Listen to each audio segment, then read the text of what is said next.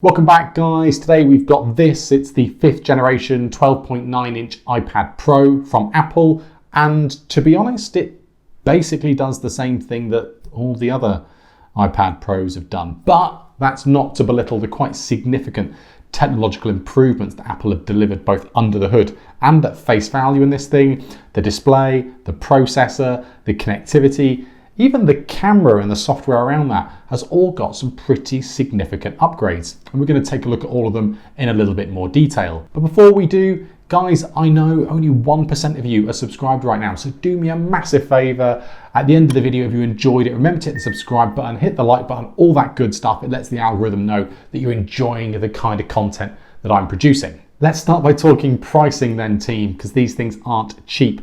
This 12.9-inch model starts at £1,000 for 128 gigabytes of storage, and then we'll go all the way up to 2 terabytes for the cost of 2,000 of your finest British pounds. That's then moderated further by £150 increments if you want to add 5G cellular service to the device as well, which will be particularly useful for those of you who perhaps don't have a good mobile phone contract in terms of the ability to tether your phone to the device. There's also the smaller 11-inch non-XDR display. It's the same increments in terms of upgrades, but that starts at £750 and goes all the way up to £1,750 as well. But the first major talking point is that XDR display on this 12.9-inch model. It is visually stunning. We've got over 10,000 mini LEDs. Without getting into the techie stuff, that just means you get a far more consistent color accurate picture across the entire display, with each local dimming zone able to achieve contrast ratios of 1,000,000 to 1, which is crazy impressive. It's got wide coverage of the P3 color gamut, and it's got full screen brightness ranging from 1000 nits all the way up to 1600 nits, which means this display is really best used when either you're doing color accurate work, so creative professionals are going to be absolutely in love with it, and if you're more of a casual user, watching HDR content on this thing is truly, genuinely, I mean, I can't overhype it enough, it is a joy to behold. Despite the iPad creeping ever closer to just being a laptop, we still do only have one port, and it is the USB-C charging port. But ho, Apple has a surprise for us this year because it is compliant with the Thunderbolt standard. What that basically means is you can get 40 gigabits of data transfer speeds in and out of this iPad Pro. That means you could, in theory, if you've got the cash, hook up a 6K monitor and use it as an external display for this. You can hook it to fast external storage, link it up via Ethernet to your home network so you can transfer files to and from other devices quickly and easily. You name it, if it's got a dongle, it's probably compatible with this thing. On the subject of connectivity and hooking it up to other devices and peripherals, we do have a refreshed version of the Magic Keyboard for this 5th generation model, except it now comes in white.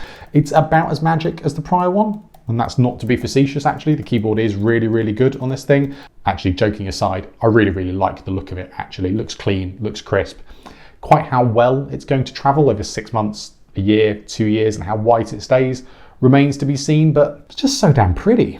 Let's talk a little bit about the cameras on this thing. So we do have a 12 megapixel rear facing camera, which I'm not really going to dwell on too much about it here because I'm not really sure who makes excessive use of the rear facing camera on an iPad, particularly for photography and video work. It's just a bit too cumbersome for that, particularly this 12.9-inch model.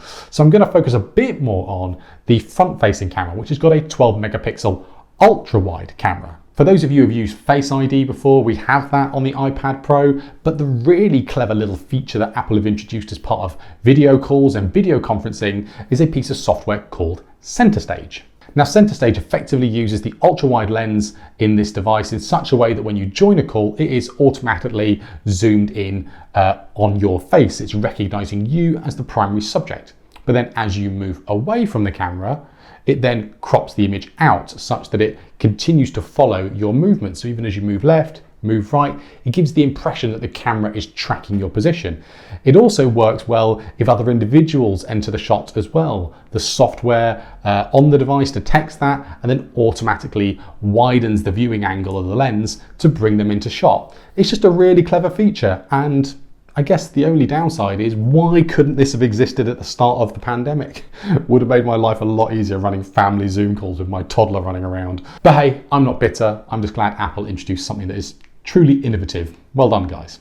Now, arguably the biggest headline point for this version, this 5th generation iPad Pro, was Apple's decision to put into it their in-house developed, self-styled M1 Apple Silicon. Now, for those of you that don't know, in Apple's MacBook range of laptops last year, they dumped Intel and their traditional x86 architecture and moved over to an ARM-based system on a chip. And basically what that resulted in was a pretty seismic shift in terms of raw performance in the thin and light laptop space. The devices performed incredibly well and had absolutely incredible battery life. Now, while that headline is impressive, it shouldn't be considered earth-shattering. After all, both the iPad and the iPhone have been underpinned by ARM-based architectures for a number of years now, just because of how thermally efficient they are and therefore how excellent their battery life is as a result. But Apple have sweetened the deal though. All models get 8 GB of RAM as standard, and if you get the 1 TB of storage model and above, you'll get 16 GB of RAM as well. And the performance of the M1 chip in this iPad Pro is every bit as good as I would have hoped it had been. Using the Geekbench benchmark tool, we get single core scores of 1,717 and multi-core scores of 7,272, which all but matches the equivalent benchmarking I did on the MacBook Air earlier in the year. And as a result, the performance of the thing is incredible. In fact, there was no application I used at any point that offered me any kind of lag or any kind of realistic feeling or sensation that there was any kind of delay going on behind the scenes. I tried to stretch its legs, doing a bit of light video editing using Adobe Premiere Rush. It had no problems scrubbing through 4K 30 frames, 4K 60 frames per second footage. In fact, I expect it still had a bit of power left on the table. And that begs the all-important question, which is, does an iPad, I'm going to get shot for this, but does an iPad need that much power when iOS apps are designed to be lightweight and reasonably resource unintensive? Now, the real hopes and the real dreams, and there's no confirmation yet that Apple are intending to do this, but the hopes really lie in the macOS space, specifically as developers begin to move their full-fat applications from the Intel x86 architecture over to the ARM-based architecture, the same architecture that underpins this iPad, that would then enable Apple to make those same full-fat, fully capable applications available on iPad. And that all raises an interesting question as to whether you should actually go and buy the 5th generation iPad Pro. Now, if you're a 4th generation user, unless you really want the XDR display, and it is visually stunning, I probably wouldn't bother with the upgrade because you probably won't notice the performance uplift. If you're on something older than a 4th generation one, yeah, I'd probably go out and do it. I think that performance bump is going to be pretty noticeable when you start actually using the device. Of course, all that advice can be thrown out of the window with the baby and with the bathwater if Apple do what we hope they'll do and introduce full-fat macOS applications onto the iPad. If they did that, it would be a significant game changer. It would be effectively a new entrance into the 2-in-1 laptop / tablet market. And subject to benchmarks and subject to performance, that would probably be the model I would go for over and above something like the MacBook Air, just because of that combination of portability and yet the ability to use it in a laptop style form factor as well. And that's it for today, guys. If you've enjoyed today's video, please do go and hit that subscribe button. Every single subscriber genuinely means the world to me. Let me know in the comment section if you've got any questions, and equally hit me up on social media. It's at PYITV. I'd love to talk to you guys about the kind of videos and the kind of content that you'd like to see coming up in the next few days, weeks and months. And until then, I'll see you in the next one.